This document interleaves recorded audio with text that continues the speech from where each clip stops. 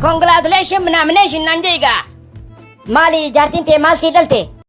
Asumaanummo warroonni subscribe keessan hin uffatini mabruuk. Lucky law yookaan kolkolaw. Ijoolleen hin jirani. Mati namni tokko distii fidee. Tawas ma akan sukuda wantu komfi.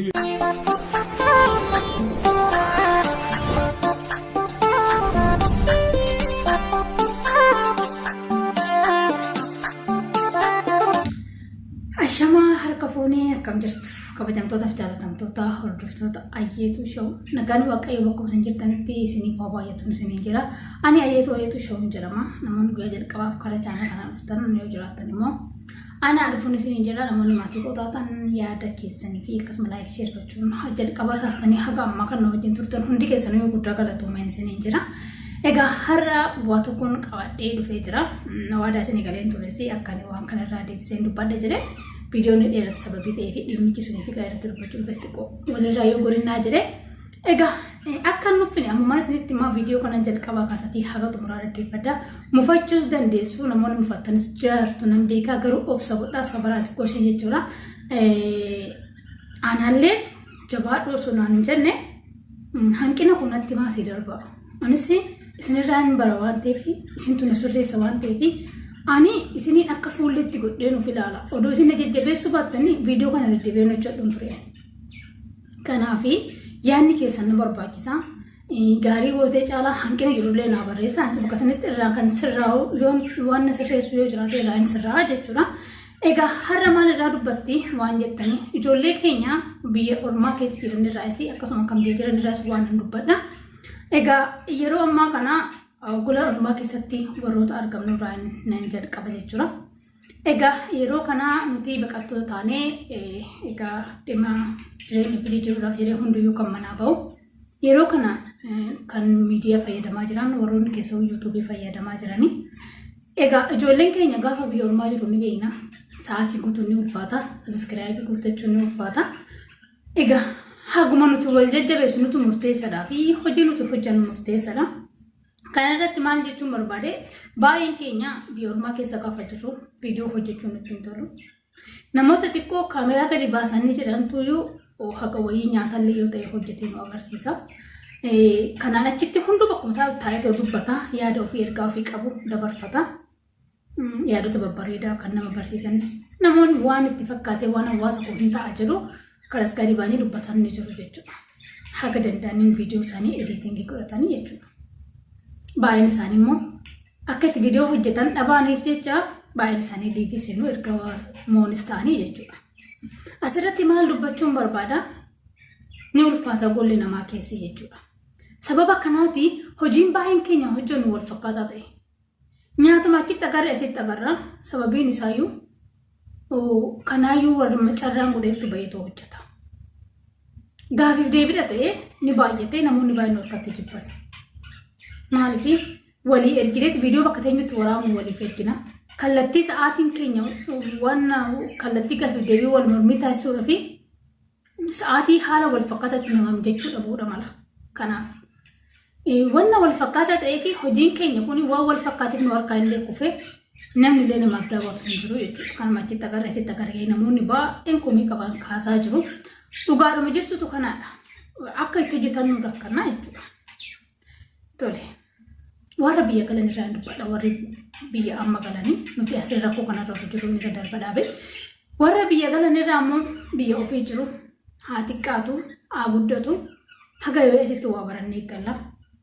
Galatasaa Abdullahi barumsa yuutuubii bareechee barsiisa jalqabaa kaasee akka dhumaatti kan barachaa jiruuf karaa fuulduraatti illee waan guddaa isarraa kan eeggannu ni hordofna turre koomentii ni kenninaaf jabaadhu maashaallah ni barreessinaaf garuu gaafa galu viidiyoo malee hojjetu sanillee editingii jedhuun keenya hin bulan maaliif gaafinatti ta'a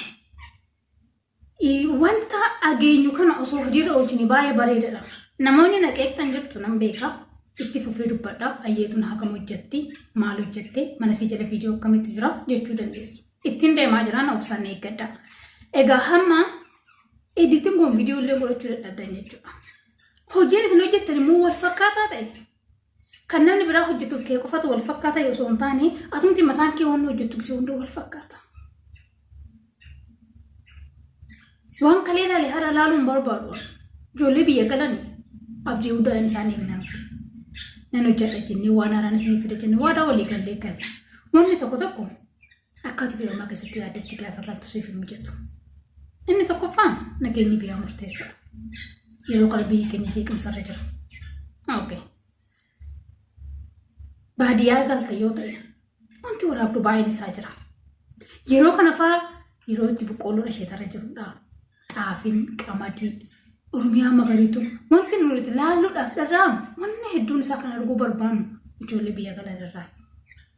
Garuu nuti gaafa asittis isaan laallu waanuma nyaataa hojjetu achittis yoo galan yookiin keekii yookiin wanna nyaata shiroo dinnichaa nutti argisiisaa jiru. Beekaa awwaan isin jaaladhu waan isinitti himaa jira. Maqaa namaatti waamuun dirqama miti ni beektu waan ta'eef ijoollee keenya numatu hordofaa jira.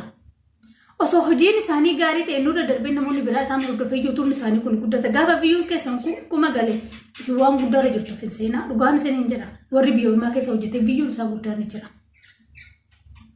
Kuma takka argachuun kan kee hojiin kan kee gaarummaa sitti fakkaate nuka waan haaraa arguuf kan dhufaniyyuu biyyuun haga wayii lakkaa'a.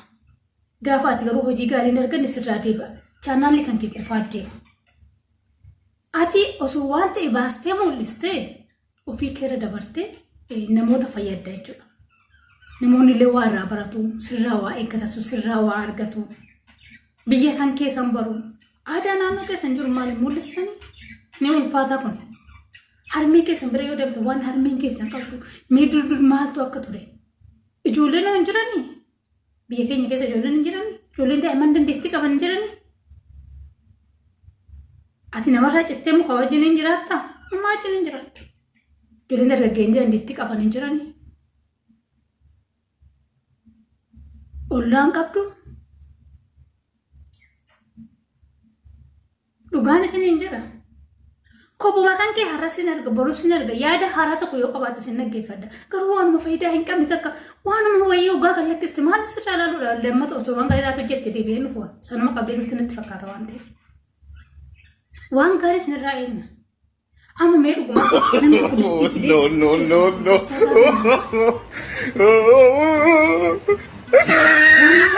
waan ijoollee keenya biyya galanirraa eenyurraa diraamaa yoo ta'e bareeda wanta akkasii. Garuu viidiyoo hojjechaa yoo ta'e hin bareedu. Hojiin keenya wal fakkaate. Biraankiidha. Biraankii wal fakkaata. Haadhuma manaatti abbaa manaatti irratti yookaan booddee yookaan isaa dadhabee alaa dhufu isaa boqonnaa barbaadu. Dhibbistii rakkadee cinqii keessa wal galchu.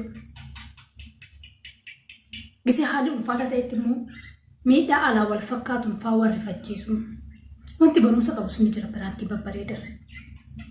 Waa isinitti hima. Warroonni piikchara isaanii jalqaba kaa'e kuni isaan hin taasifee sultaan hojii isaanii waan jaaladhe.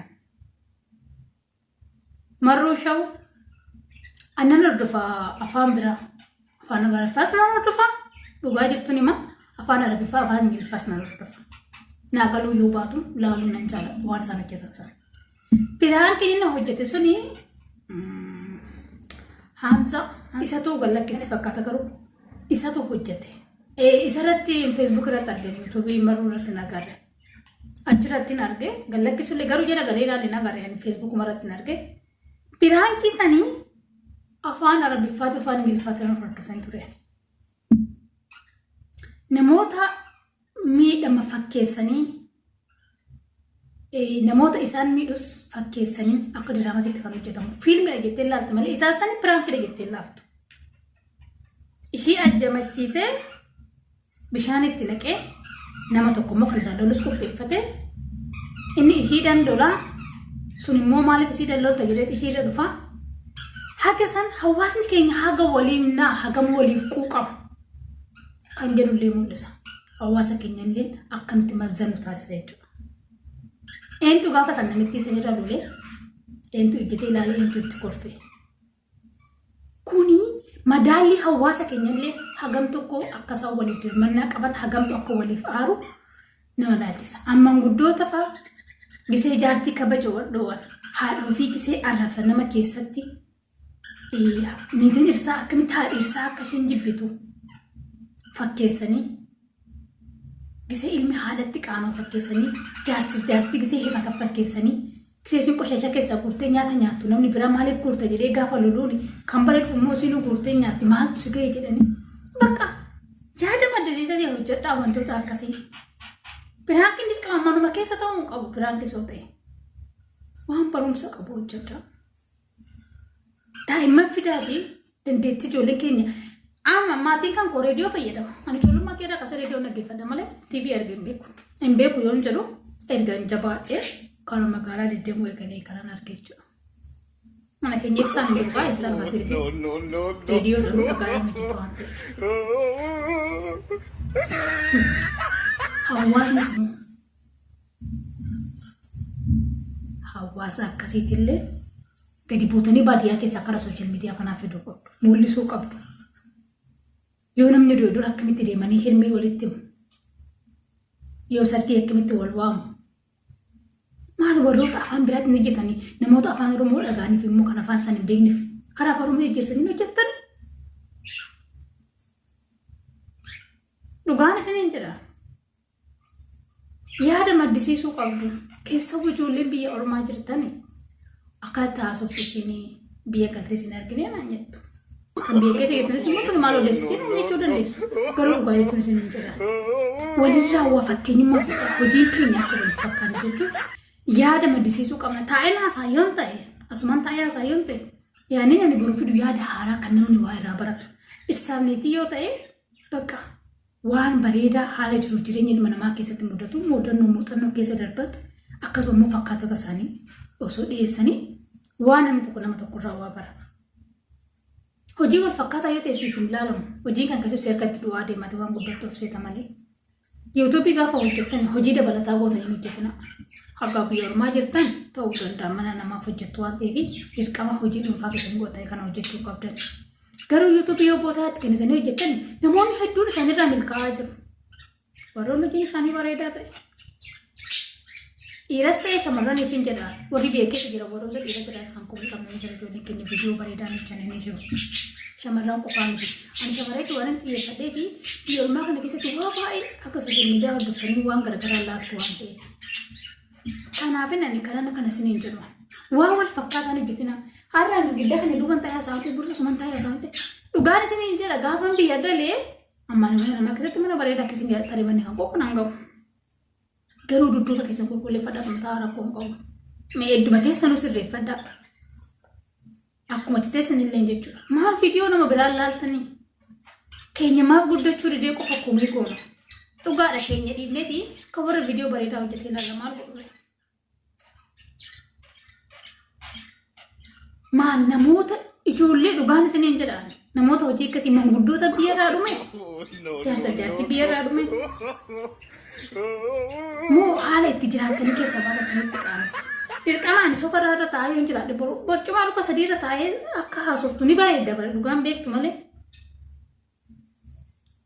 nuti waa baay'ee yaanna horii ni yaanna baadiyyaa keessa warri dhalatan horii qabdu re'ee hoolaa Gaaf tokko waa sammuu nama bashannansiisu. Oromiyaa magariitu ilaaluu barbaanna. Keessa darbeen isinitti immoo cuucii handaaqota illee ni yaadee dhugaa. Namuma ishee haadha jala kun keessa namni tokko inni arabaa taambileen isaa handaaqumaa ibsa qabu jira. Handaaqumaa hammattee akka cuucuutiin ishee jala namni tokko ishee jala akkasitti jechuu jettee nama laata. Biyyoon sun miliyoona meeqa qabanii hin jedhe dhugaa waaqayyoon amantaa. Waan hojjetta wallaaluudha malee ni dhugaa osoo iddoon kan inni fi jechuun itti yaadne natti fakkaata. Waan bareedaa irratti hojjedha. Waan wal fakkaataan hojjetina. Yaadni keessaan amma handaaqqoo jenna borumaa akkuma jirtan namni hunduu handaaqqoo yoo waraabee galakkisa wal harkatti kuffisuu dhabuunis. Waa burqisiisatii waa yaada wayii maddisiisatii hojjedha. Waa wal fakkaatu hojjetina. Yoo wal bira deemtanii yoo nama sapiraayisii gootanii viidiyoo keessatti editingii godhadhaa. Yoo bareedaa hojjetta. Dhugaan isiniin jedha biyya Oromaa keessatti halkan hirriba dhabna guyyaa hojiidha. Kanumarraa sa'aatii keenya hirribaa xiqqoo qabna sanidha. Kunneen viidiyoo keenya editingii goona. Akka wayii sirriitti bareedu baatu. Gaafa biyya galee silaa dhufanii na laalu harkumatti teessanii. cufanii ga'ee baqa ediitiin gilleen godhatan. Kana dubbiin koo yoo isinitti dheerateef hin beeku dhugaa. Garuu waan babbareedaa hojjedha namoonni viidiyoo babbareedaa hojjetan ijoollee keenya fakkeenya irraa fudhadha baroota biyya kanaa ijoollee keenya Yaman irraa kalaffaa akkatti isaan hojjetan. Namni tokko anoo nuti bareedaa hojjedhee anaanayyeetu ta'uu hin dandeessu malee nati waan na caalu sanii akka hojjechuu dandeessu beeki. Bakka nama tokkoon buutu malee waan namni gaarii hojjetanii olitti hojjechuu dandeessu. Ijoollee waa ifaa dhabanii galanii asirraa badanii koma durba waaqayyo haala isaanii haa mijeessu. Ijoollee keenya warra yeroo ammaa viidiyoo maxxansaa jiranidha. Viidiyoon keessa nama badanii bareedu. No. Taambileen irratti hojjettan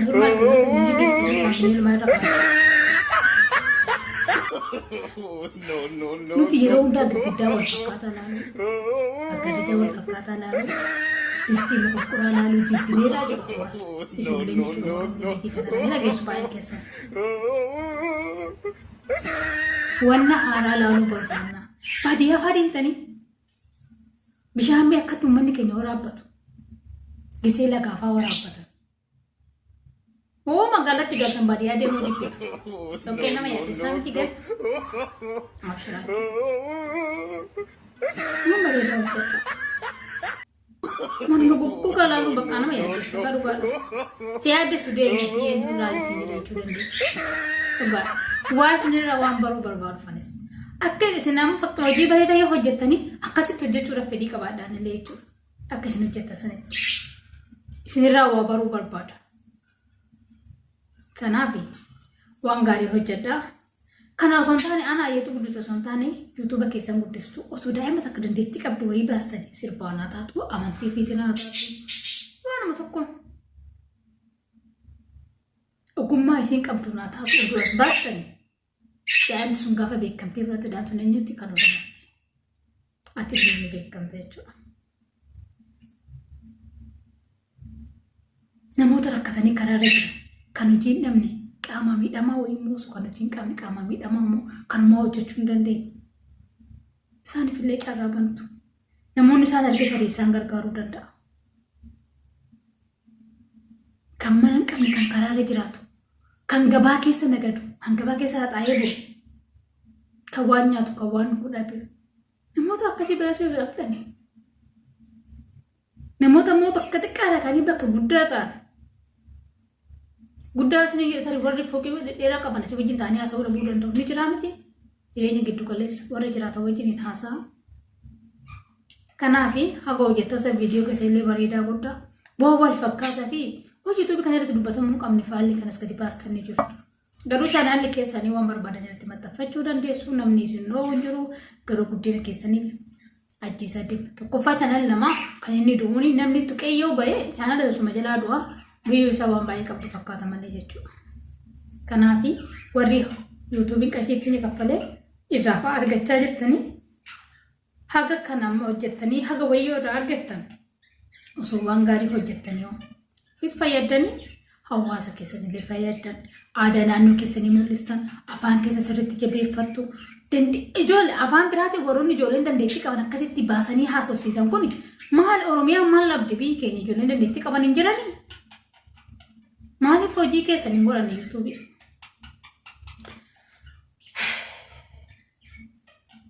hundumaafuu ani mee haga wayii kanarraa jireen jira. Waa bareedaa irratti hojjechuudhaaf yaada keessan maddisiisaa. Namoonni afaan birootiin gosa afaan keessanitti hojjedhaati. Afaan keessatti jijjiirratti hojjedha. Akkasiin isiniin jira viidiyoon kun dheerate waan ta'eef jalqaba kaasanii haga xumuraatti waan dhaggeeffattaniif guddaa galatoo mala. Hojiin keessan waliif fakkaatini waan isin haasoftan waliif fakkaatini yaada keessan jijjiiraa viidiyoo keessan bareeffadhaan isiniin jira. Guyyaa biraa immoo viidiyoo biraatti na waliin deemu turtii gaarii asirratti ani nama waan ta'eef yaadni kan koo isin gaddisiise yoo ta'e waan hin jirre irraa hin dubbadhe yoo ta'e naaf kolcha. Dhugaadhuma gaafa galtan maatii keessan, haadha keessan, abbaa keessan yoo nu agarsiiftan bareeda. Abbaa warraa kan qabdan, daa'ima kan qabdan. Garuu barii abbuma warraa kan qabattee fidde yaadni haalaan hin jiru faayidaa qaba. Kanaafuu yaada maddisiisaa. Isuma wajjin waan haasoftan beekati. Waan inni dabarsu tokko goota. Mataa wal sukkuumaa akkas godhaa waan tokko waan hin fayyadne. Waan ergaan dabarsine tokko. Teessaniitum oduu bichaa odeessaniitum yoo baatan. Waan qubaa kan kee teessee yaaduu qabdu asuma fiddeetuma viidiyoo tokko na uploadii godhu maalaaf. Maatiin ati sii ta'e biyya galtee jedhee kan hawwiisi eegee mara kee dhufe sun hin gaafaati viidiyoo kan kee faayidaa dhabe guyyaa 3 afuriin booda sirraa dachaa. Kana. Mee afaan keessan kana guddifadhaa. Waan irratti hojjetanillee beekaa. Ergaan kan koo kanuma ani gaafa biyya galte na taazabbii lafis hin taa'ina. Yoo naaf mijate irratti hojjedhu waan gaarii jedheen yaada. Yoo naaf hin danda'amne kan hojjetuuf kenneen isaa waan turtanii dhaggeeffatanii guddaa galatoomaa warroonni hojii gaggaarii hojjetan keessumaa biyya waan irraa guddaa iddoo isinitti boonne hojiin keessan nama boonsaa ammallee waan kanaa olii akka hojjetan abdii guddaan qaba. Kana caalallee ammallee ijoollee keenya dandeettii qaban ijoollee keenya akka itti karaa sooshaal miidiyaa kanatti bahuu dhaban dandeettii isaanii jalaa ukkaamame kan ta'anillee as nu baasan dhaamsa koo isa xumuraati. Asumaan immoo warroonni sabiskiraayibii keessan hin uffatini mabruuk. Warroonni moo uffatani hilmi baafadhaan isiniin jedha. Egaa dhageessaniitti qophiidhaan eegaa jirtu yeroo yaada guyyaa kana. Egaa viidiyoon kun guyyaa irraa kana fakkaataa turtanii waan dhaggeeffataniif guddaa galatoomaa. Baay'ee.